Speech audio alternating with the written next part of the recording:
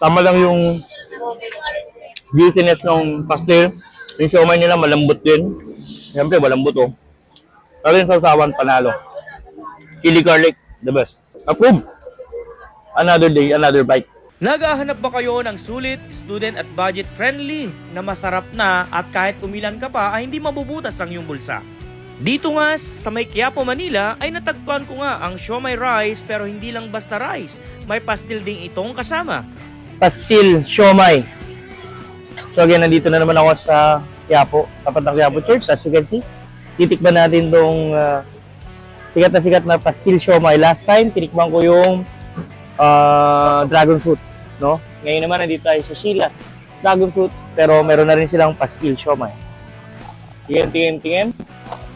Mabubusog ka nga at talaga namang kahit yayain pa ang buong tropa, kapamilya, kahit kasanggat, sino pa, hindi mabubutas ang iyong bulsa dahil murang-mura ito. Sa presyo nga nitong 50 pesos, may kasamang 4 na siomay na iba-ibang flavor at syempre may kasama din ito isang balot ng pastil na napaka-yummy naman. Hindi lang pastel at siomay ang meron sila, meron din silang iba't ibang tinda rito ng pampalamig gaya ng dragon fruit at iba-ibang juices na tsak namang papasok sa panlasa nyo. Kung gusto nyong matikman ang napakamura pero napakasarap ding pagkain pati ang kanilang mga shakes at mga juice, dito lang yan mismo sa tapat ng Quiapo Church. Kaya tara na, tikman na natin!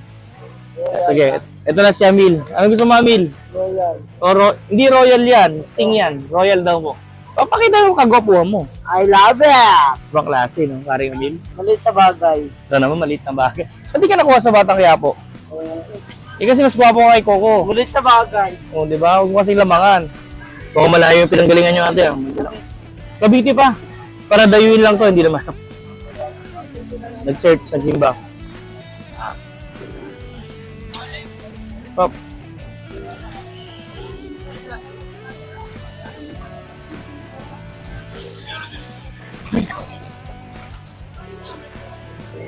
Wow.